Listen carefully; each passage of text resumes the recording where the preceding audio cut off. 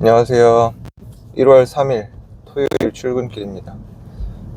토요일은 보통 출근을 안 하는데 한 달에 한 번은 출근을 합니다. 그래서 지금 출근을 하고 있고, 어제 비트코인 얘기를 했는데 많이 봐주셨어요.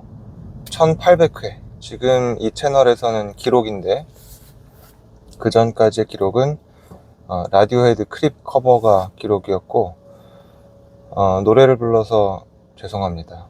정말 제 지인분들 중에는 진지하게 저한테 화를 내신 분도 계셨고, 가족분들 중에는 절대로 앞으로 올리지 말아라. 근데 제가 예전부터 성격이 그런 말씀을 들으면 또 좀 더 하고 싶고 그래요. 그래서 지금 다음 연습하고 있는 곡은 싱어게인의 이영훈 씨가 부르신 일종의 고백. 뭐 앞으로는 그래도 경고처럼 뭐 약혐이라든지 후방주의라든지 이런 식으로 붙이면 좀 낫지 않을까라고 생각합니다. 그런 경고 없이 보시니까 조금 더 언짢으셨을 수도 있을 것 같고, 하여튼 어제 비트코인 얘기를 하고 나서 또 한 번 느낀 건, 역시 많은 분들이 돈에 대해서 관심이 많으시구나. 저도 그렇거든요. 댓글의 대부분의 내용에 공감하고, 다만 영에 수렴할 것이다, 내지는 올라가기 어렵다, 이런 말씀은 뭐 저랑은 생각이 좀 다르시지만 그래도 댓글 주셔서 감사합니다. 오늘 하고 싶은 얘기는 돈을 모으는 법, 돈을 아끼는 법. 비트코인을 하려도 뭐 시드가 있어야 되잖아요, 그죠? 어떤 목돈이 없어도 남는 게 있어야 투자를 하니까. 근데 저는 비트코인 투자든 뭐 미국 증시 투자든 뭐든 간에 남는 돈이 있어야 가능하다고 생각하고, 이게 다 연결된다고 생각해요. 이게 다 개별적으로 생각할 수 있는 문제가 아니고, 내가 어떻게 돈을 모을 것인가. 제가 드리는 말씀은 다른 분들이 하시는 그런 체계적이고 일목요연한 거랑은 거리가 좀 있습니다. 좀 뜬구름 잡는 얘기, 개똥 철학처럼 느끼실 수도 있고, 제가 고생을 많이 했어요. 의사가 고생을 많이 했다고? 싸가지 없는 새끼를 봤나, 이렇게 생각하실 수도 있어요. 왜냐하면 의사들에 대한 선입견이 곱게 컸고, 그리고 뭐 돈을 엄청 많이 벌고, 고생이란 뭐 해보지도 않은 것들, 이렇게 생각하시는 분들도 계셔서, 아닌 분들도 계시지만 사실은 고생했다 이렇게 말하기가 조심스러운 게 사실입니다. 지금까지 많은 댓글을 받았지만 제가 지운 댓글들도 있었고, 그런 선입견이 좀 있으시더라고요. 사실 곱게 컸다, 이 말 자체가 되게 그 사람의 어떤 인성을 보여주는 말이라고 생각해요. 왜냐하면 모든 책이 내용이 다르듯이 모든 사람은 다 내용이 다르잖아요. 지금까지 살아온 서사가 다 다르잖아요. 근데 곱게 컸다, 이 말은 너의 고생은 나의 고생에 비해선 아무것도 아니야 라고 넘겨짚는 거예요. 그 사람의 내용을 하나도 모르고 그 사람의 책을 읽어보지도 않고, 네 책은 내 책에 비해선 재미없어, 이거거든요. 정말 그 사람의 인성을 짤막하고 임팩트 있게 보여줄 수 있는 네 글자라고 저는 생각합니다. 뭐 정말 곱게 컸다는 걸 자세히 알고 있는 사람이 얘기하면 또 다르겠죠. 형제라든지 부모라든지. 근데 형제나 부모가 아니면 저는 그런 말 할 자격이 없다고 생각해요. 좀 샜는데 돈을 모으는 법, 저는 첫 번째는 남하고 비교하는 걸 줄여야 된다고 생각해요. 없앨 수는 없어요. 남하고의 비교를 없애는 방법은 없고, 다만 내가 의식해서 그거를 좀 줄여야 된다. 만약에 뭐 가끔 영화에 나오는 것처럼 무슨 좀비 아포칼립스 상황이면 내가 옆 사람에 비해서 얼마나 더 비싼 옷을 입고 있는지, 내 차가 얼마나 신차인지 이런 거 생각 안 할 거잖아요. 그죠? 그냥 나 혼자다, 내가 혼자 마지막 남은 사람이다, 인류에. 그러면 뭐, 내지는 뭐 마지막 남은 100명 중에 한 명인데 나 혼자 고립돼서 나머지 90명을 찾으러 다니고, 이런 상황이면 글쎄요, 뭐 명품을 구하려고 노력을 할까요? 그거보다는 물하고 뭐 이런 게 중요하겠죠, 그죠? 근데 다 비교해서 나오는 거라고 생각해요. 나는 무조건 옆 사람보다는 조금 좋은 가방을 들고 있어야 되고, 차도 너무 구형 차는 좀 창피하고, 집도 강남 3구면 제일 좋지만 안 되면 이런 마인드가 다 뭐냐면 비교. 내 고등학교 동창, 옆집 아줌마, 대학 동창에 비해서 내가 현재 어떤 상황이냐, 이거에 대한 그런 강박이 제가 보기에는 돈을 쓰는 거에 가장 큰 비중이라고 봐요. 두 번째는 자동차든 커피 한 잔이든 간에 내재적인 가치보다는 좀 외형적인 가치를 우리가 좀 중시하는 경향이 있잖아요. 얼마 전에 핸드폰이 나갔어요. 수리를 하러 갔더니 메인보드가 완전히 이상해져 가지고 수리하려면 40이라고 하더라고요. 그럴 바에는 새로 사시는 게 낫다, 이렇게 기사님도 얘기를 해주셨는데, 그래서 샀어요, 새로. 근데 그때 알아보고 놀랐던 게, 하여튼 뭔가 제일 좋은 버전을 사려면 100만원 넘게 들더라고요. 저는 그래서 어떻게 했냐면 갤럭시 S22를 중고로 샀거든요. 15만원을 주고. 근데 제가 느끼기엔 기능은 별 차이 없다고 느껴요. 물론 가장 최신만 쓰시는 분들이 22를 쓰시면 불편하실 거예요. 근데 제가 보기엔 우리가 실생활에 어떤 업무 처리 속도라든지, 아니면 가장 중요한 게 전화하고 문자를 받고 보내는 거잖아요. 근데 전화, 문자, 수발신이라든지 이런 거의 차이는 무시해도 좋을 만큼이라고 생각해요. 어떤 면에서는 가장 최신의 폰을 갖고 있는 것 자체가 우리 집중력을 잃기 훨씬 쉬울 수도 있어요. 이건 완전히 다른 토픽이긴 하지만, 마치 핸드폰 바탕화면을 컬러 말고 흑백으로 바꾸고 이런 식으로 해서 구형 핸드폰을 시뮬레이션을 하잖아요. 내가 핸드폰에 관심을 좀 덜 가지기 위해서. 근데 이렇게 출근길로 얘기하다 보면 참 좋은데 자꾸 다른 데로 빠져가지고.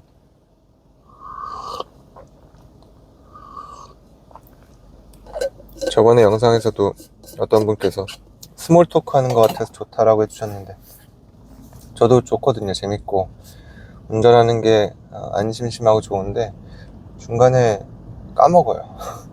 그래서 어쨌든 제가 보기엔 그 물품의 내재적인 본질적인 가치에 집중을 하자.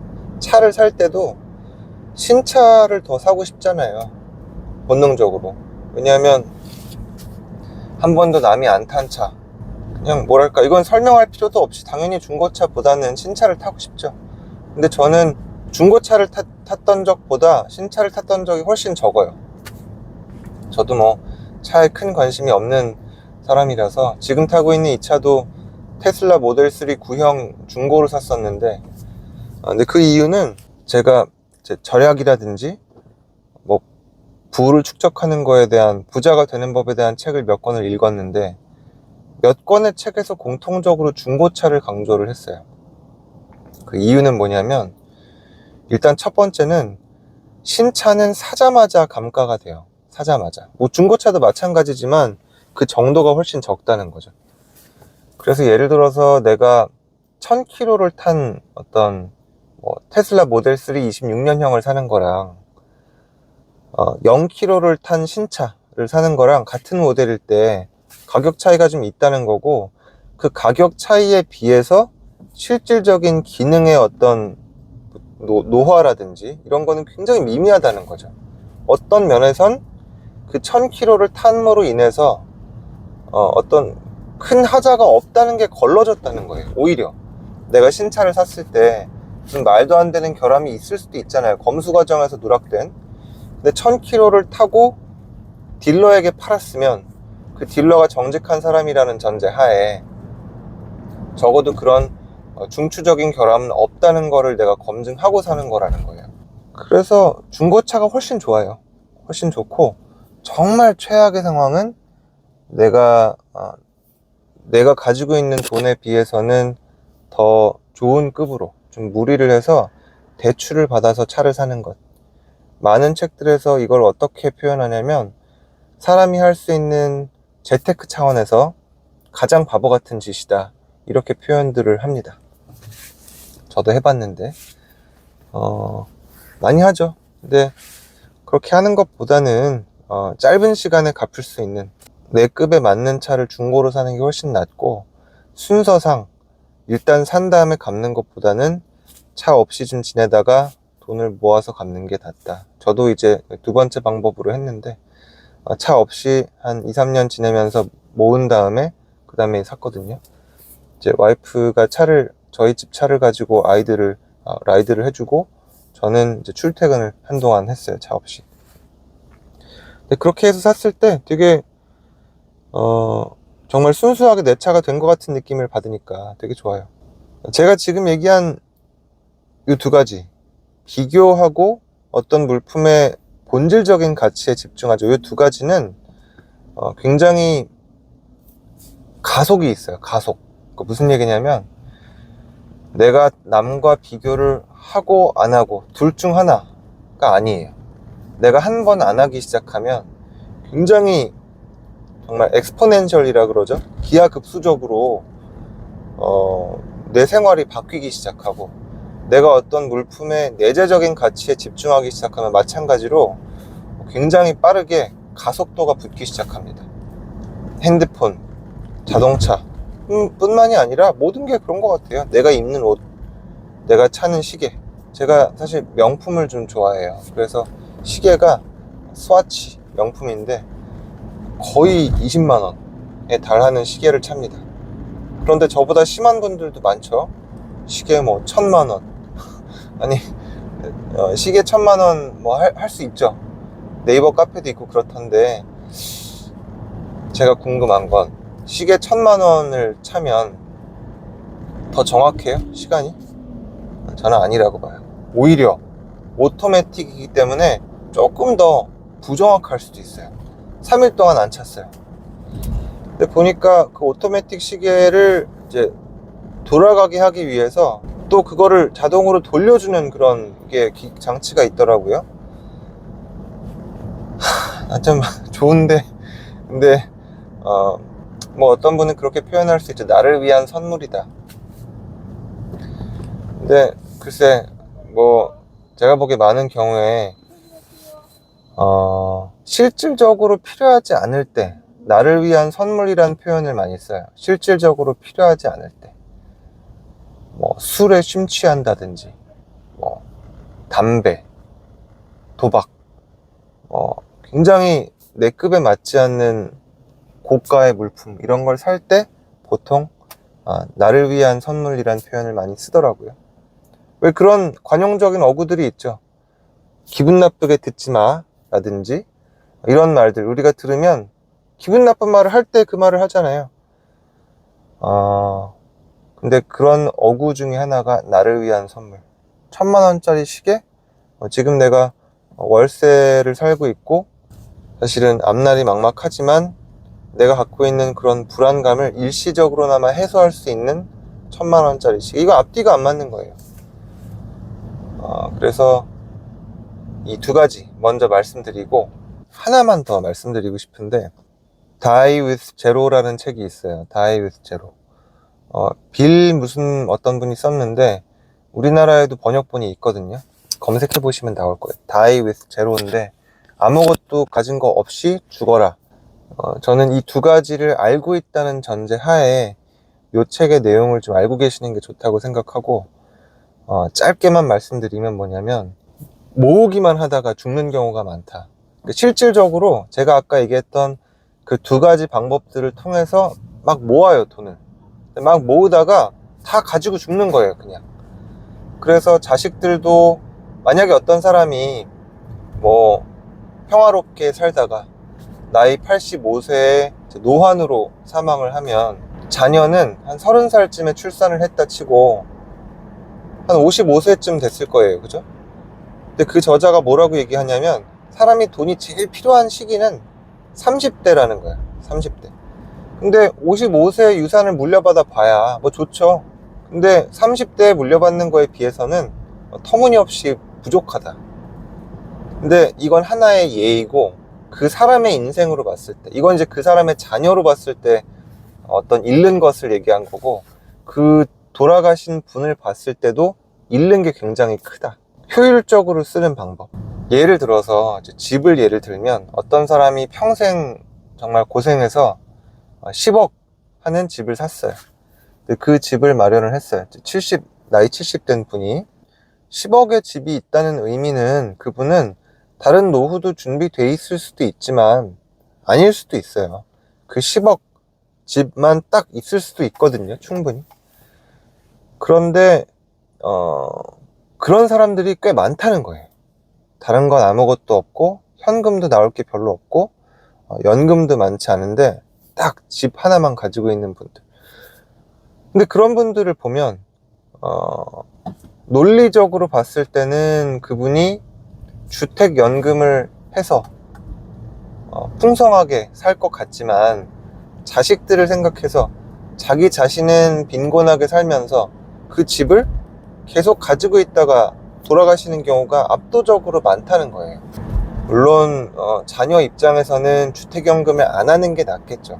그런데 그 자녀가 30대에 유산을 미리 물려받고 그 어르신이 주택연금을 해서 연금을 한 달에 200만 원씩 꼬박꼬박 받고 있으면 사실은 양쪽 다 좋은 거잖아요. 그러니까 다이 위드 제로의 핵심이 뭐냐면 가지고 갈 생각 하지 말아라. 그러니까 다 써버려라가 아니라 어떤 자산의 배치를 효율을 극대화하는 방식으로 해라. 예를 들어서 유럽 여행을 간다 그러면 25에 가는 것, 50에 가는 것, 75세에 가는 것은 다 완전히 다르다는 거예요. 그런데 우리는 마치 75세에 가는 방법밖에 없는 것처럼 인식을 한다는 거죠. 나는 어차피 지금 모아야 되니까 이걸 차곡차곡 모아서 나이 75세가 돼서 패키지 여행으로 어디 가고 이런 생각만 하고 있다는 건데, 저는 그 책을 읽고 되게 뼈를 맞은 것 같은 느낌을 받았어요.